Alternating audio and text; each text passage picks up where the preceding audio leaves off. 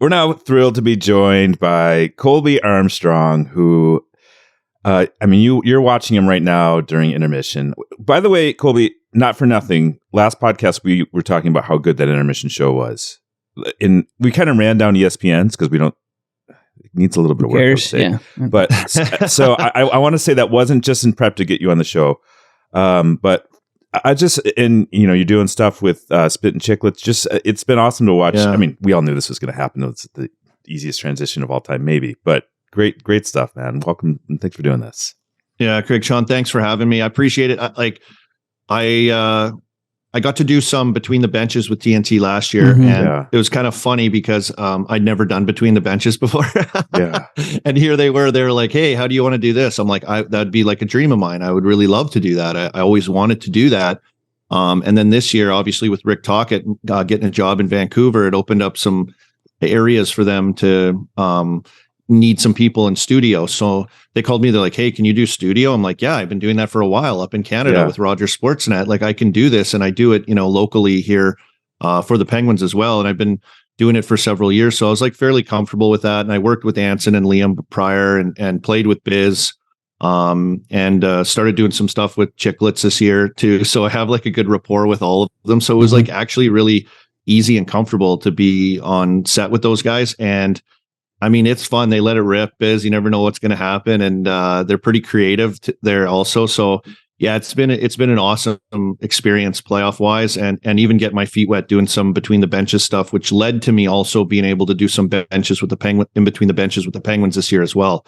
So it's crazy. I don't know where I'm going next. I don't know what's happening. I'm kind of on call, which is kind of exciting, but it's been an interesting, exciting kind of ride right now through the first round. All right, before we get too far into this, so if you're listening to this, I apologize in advance. If you're watching this on YouTube, you can see Colby has, we have to talk about the best, this is the best backdrop I've ever seen, and I'll give it a quick description. We've got, looks like some bridges of some sort. I'm sure Sean can break down all the Pittsburgh bridges. That's the Fort Pitt Bridge, yeah. Oh, okay. Yeah.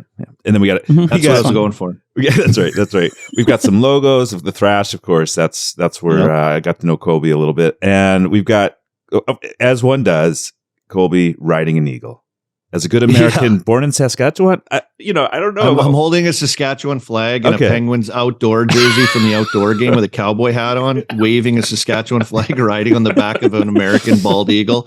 I became That's amazing. I was like, man, when you get to do something like this, it's like everything happens, right? I'm like, let's make this awesome. So Cody Sable is the painter and artist that did this. He came over. It took him one day to do all of this, which is pretty remarkable. And he was like fired up to do something crazy, like have me riding an eagle. So I thought it turned out really good. And I became an American U.S. citizen in October. Oh, congratulations. Just after that. Thank you. Yeah, just after that, I was like, all proud to be American. And I got him to put me on an American eagle. How American is that? But I'm waving a Saskatchewan flag, so it's symbolic of my roots, where I'm from. That's part of the citizenship exam. Actually, they say, "Do you have any plans to have yourself painted on the back of a bald eagle?" At any point soon, you're like, "Yeah, actually, I do." They're like, "Come on in." Welcome. Yeah, you're welcome. Yeah. Here's your social security card. You're great. Give us that green card. You're now official. Yeah. I would not pass. Like I would not even come close. I've seen that, and they're like, "What's the third bar of the second line of the anthem?" And I'm like, "What? Who knows these answers?" There's 100 randomized questions that I kind of studied for, which is pretty much like 8th grade civics. I would assume. But I think a lot of people kind of, it just goes, like we do at school, you just forget about stuff. So it was actually really cool studying for that. I was super nervous going into it. And then they ask you 10 randomized questions of those possible 100 questions. So, it was like, who's the president during World War II, these dates of this date, you have to know all this stuff. Yeah. And I got them all right. I smoked it all. You have to get 6 right out of 10 after 6. So they're like, hey, you're good. I'm like, thank you. Oh, it was the over under is 8 for me. It's not 10. 10's not happening, dude. You think you get 8? There's no chance, Sean. You would be surprised how good you guys could do. I think it would like ring a bell. Like it'd be on the tip of your tongue. A lot of them, they're not like crazy hard questions. You'd have to jog your memory for sure on some of the history stuff. Have you looked at like a written driver's license exam in the last 20 or 25 years? It's insane. It's the same thing. I'm like, I don't know. You just drive now. You don't know. You just it's muscle memory. I don't actually know what I'm doing. Oh man. So I mean, let's talk first about the intermission, because it's become a topic as more and more people are tuning in. Ratings have been really great. The hockey's been awesome. But I do think like just getting chemistry to work in that. I mean, you mentioned Biz. I think that the whole bit about him being the Leafs fan, he's checking his pulse and all that. It's great. Like, I just love that element where it's like we just have a dude on here who's just like pumped. His team's doing well. I don't know. I think that's okay. And I feel like that's been shied away or whatever. Like, why do you think it's working with your crew? Yeah, I don't know. I think you're supposed to be like down the middle, like especially as a national broadcaster, I think. And you have the homers that do the regional games, and like I think fans like their guys to be homers for sure. But I think at that level, it's just like real. I think Biz grew up in Ontario. I don't know, for whatever reason, he's like jumped on this Leaf bandwagon the last couple of years. He has a lot of bandwagons. I think that's obvious. Right. But his Leaf one has been crazy. And like his overall reaction, because when I got called in to do that, I looked at the schedule and I was like, oh man, this is awesome. I'm going to get to do games 5 and game 6 with a psycho, Paul Bissonnette, who's like Leaf fandom is out of this world right now. And he's not afraid to hide it on national TV on the air, which is like makes it even crazier. What are you going to get? I don't know. If they lose, how's he going to react? If they win, is he going to lose his mind? So it was a lot. And I was like, this is going to be great. This is going to be great TV. And it got me like fired up. His energy got me fired up. So I think Paul's like totally unique, awesome personality. I think you never know what's going to happen. He stays like on the line. And minimally crosses sometimes, I think, which is like kind of exciting and fun for a viewer. That's right. And then the team and production crew in there aren't afraid to like do some kind of creative stuff at times and make it fun with the GIFs they pop in or the tweets or the fan interaction or, whatever it is, and have us authentically reacting to a lot of stuff. Like sitting up there, a lot of stuff in TV world is, as you guys probably know, is like fairly structured to get to certain breaks or get certain people involved, and there I find it kind of loose and at first like a little bit scary, because you're like, what's happening, where are we going, how much time do we have? But they really let you talk, they really let you authentically react to it and have a real kind of hot stove chat, which I think is rare on TV. You get that a little more in this setting or on radio, but for TV I think it's it makes it for really, really fun, I think, to hang around for intermissions, which, I think a lot of people are doing on that broadcast now. It's been fun watching Liam get to flex a little bit more too, because we saw him on NBC Sports for so long, and they had a certain way of doing things that probably, I would imagine, stamped out some of his sense of humor and some of his creativity. He's quick, but to watch him actually play ringmaster with you guys, and he jumps in when he needs to, but he's also like a traffic cop out there for you guys doing your thing. I feel like his leveling up here over the last couple years on that show has been really, really fun to watch. Yeah, he's so good. I think he's allowed him to show his quick wit and his like how sharp he is really as a guy. He's awesome to work with. I can say that, like super easy and fun and on top of it. And I think it's good for him too, that like the atmosphere in there is like one that you can make fun of each other a little bit or poke fun at a mistake. And he's really quick to jump on that. Like I was interviewing Nate McKinnon during the regular season right near the end of the year, and I butchered a question. I screwed it completely up. And I got the producer laughing in my ear, and like everyone's like, oh my God, we got to show this. And like tweets are flying in, they're putting them up there. And then Anson did the same thing in the playoffs. He like totally froze on a question. I forget who we were interviewing. It was Jake Ottinger. Yeah. And he had like a shutout save performance, and Liam, as quick as he is, was like, "Oh, way to go, Otter! We're gonna give you credit for one more save after that Anson question." That's pretty good. It was so quick. He's so good with that and kind of balancing everybody on there and topics and steering and guiding things, because I think they want the panel to be authentic reaction and not know what's coming up, so that you can just kind of dig into it as you normally would.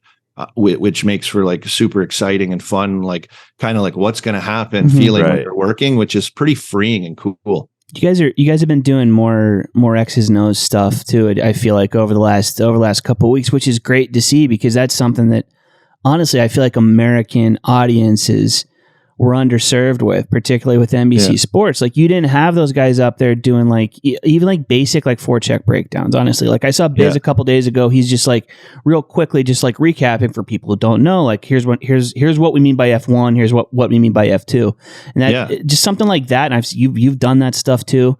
It's a welcome sight, honestly, because I think people do want that and need that from a national broadcast in the United States, like that level of play breakdown. You know.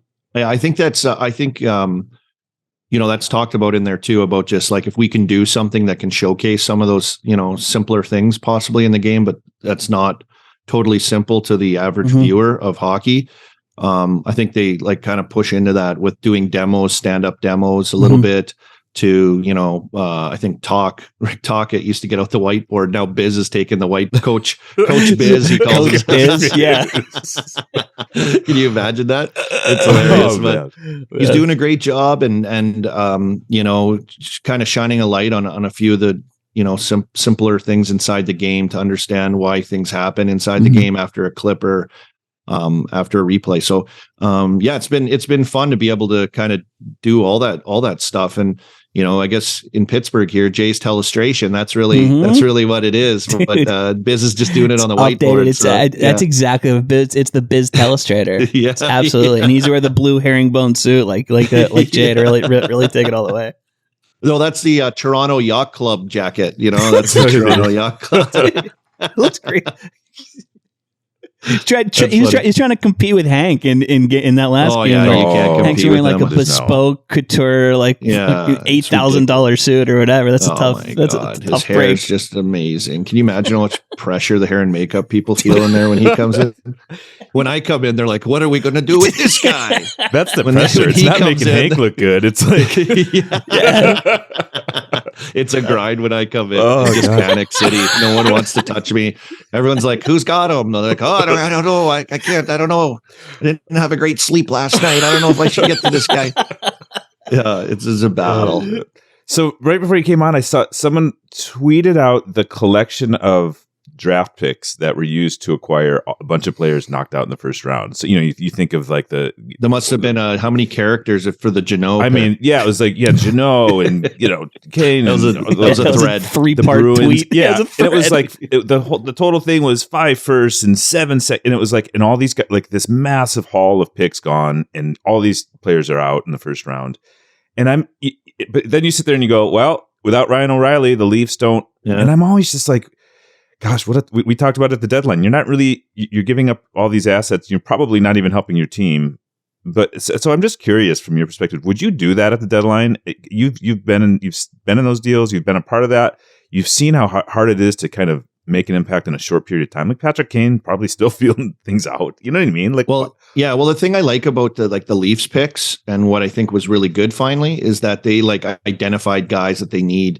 Like they didn't go get Joe Thornton at the end of his career. They went and got like Ryan O'Reilly, like an impact player that can play in key situations. It's like still like this, influential leader on the ice. And, he's this amazing like guru off the ice, and like people are attracted to him. They want to be around him. He's just a good dude.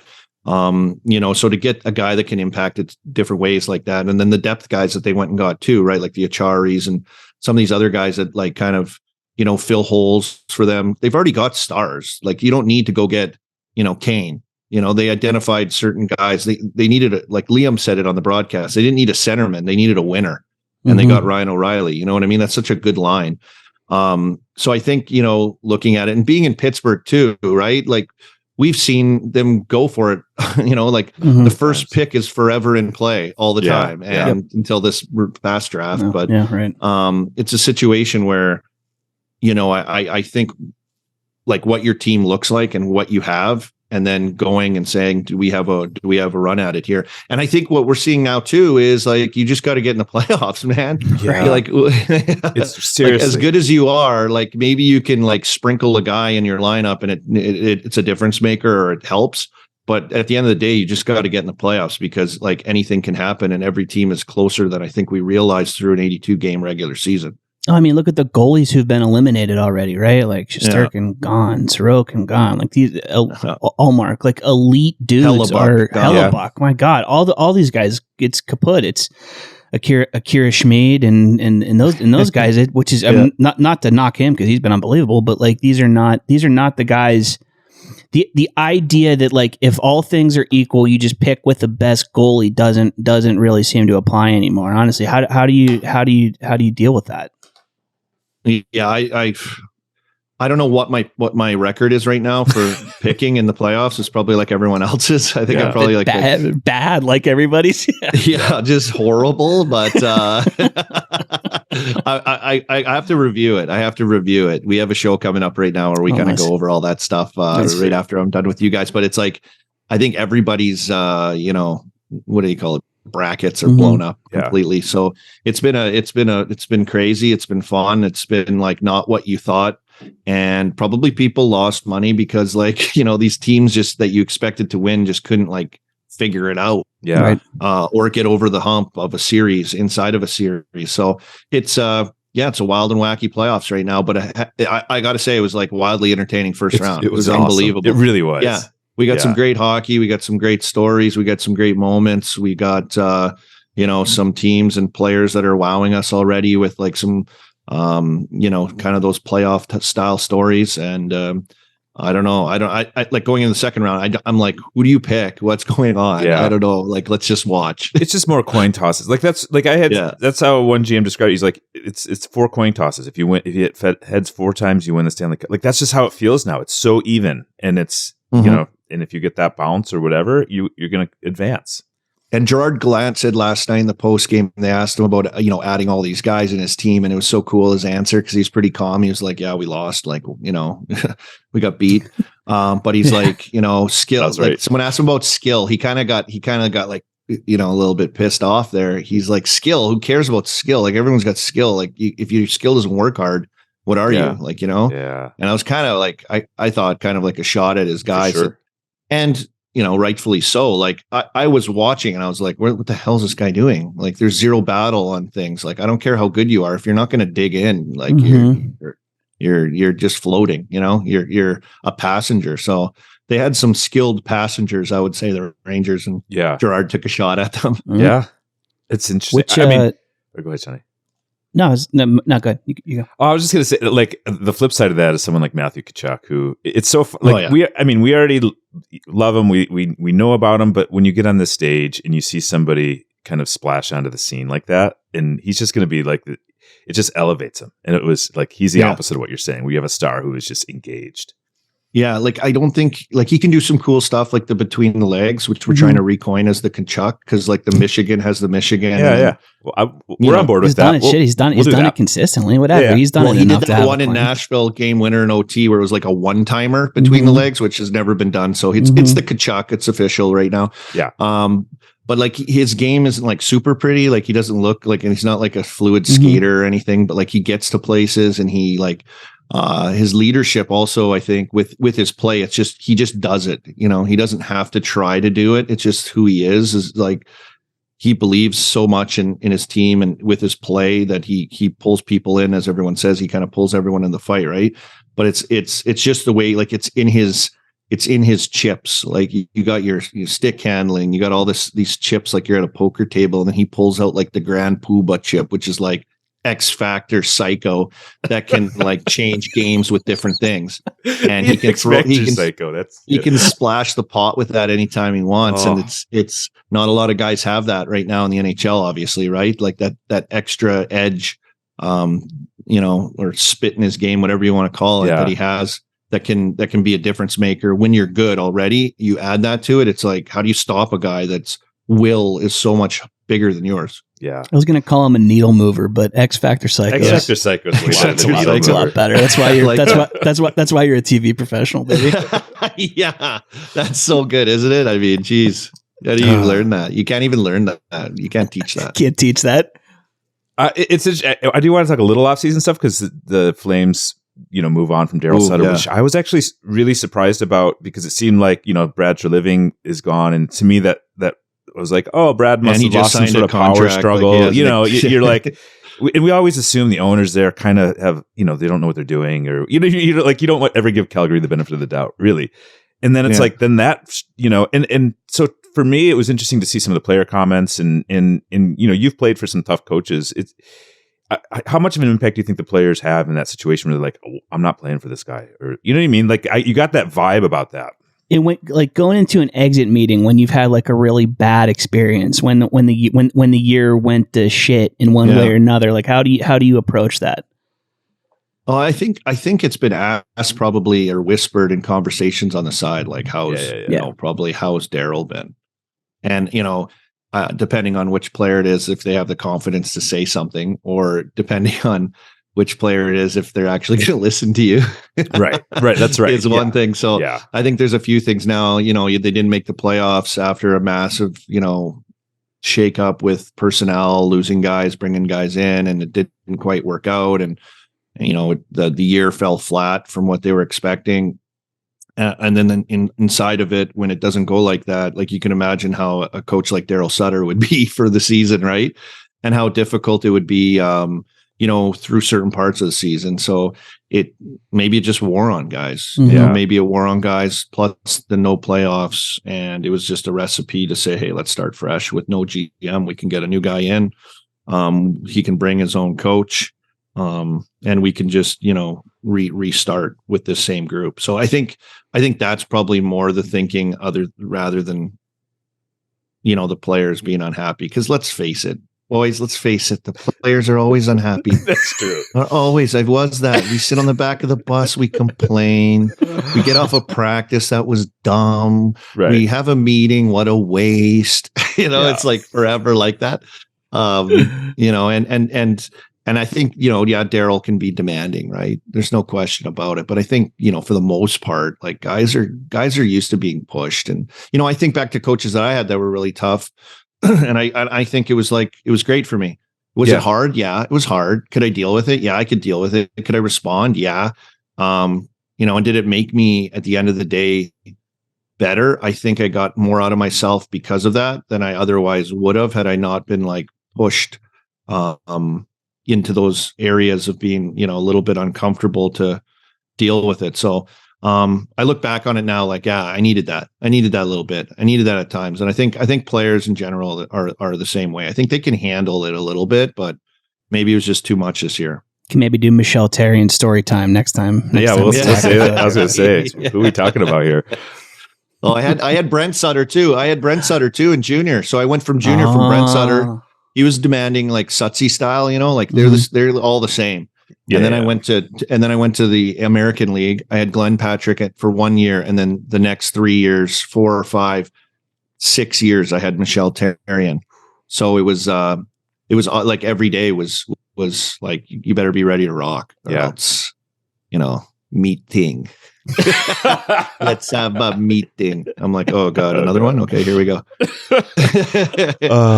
Army, I look back on it now, though. I love it. Yeah. I loved it, though. I look back on it fondly, just seeing how much I got out of myself. Sorry to interrupt you. No, I'm trying to let you get out of here. Okay. No, keep telling. Thanks, brother.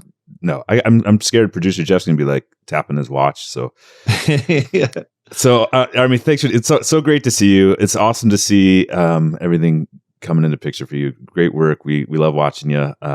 And awesome seeing you. Thanks for doing this. Yeah. Hey, when are you gonna be on TV next? When I think I'm going on Friday to Raleigh to do Between the Benches, believe it or not. They're throwing me down in there. So I just got a text today. I'm kind of like just flying like by the seat of my pants, like I said, with this stuff. And they're just like, hey, can you do this? I'm like, yeah, I'd love to. So I drop everything and I'm just like trying to make everything work so that I'm having a good time, though. It's awesome to be in like such impactful games and do them. I think on Friday. I think that's my next appearance on Friday. It's been fun to watch, man. Thank you. Thanks, Sean. Thanks, Craig. Producer Jeff. Thank you. Appreciate it, guys. All right. Have fun. Take care. Safe travels. Thank you.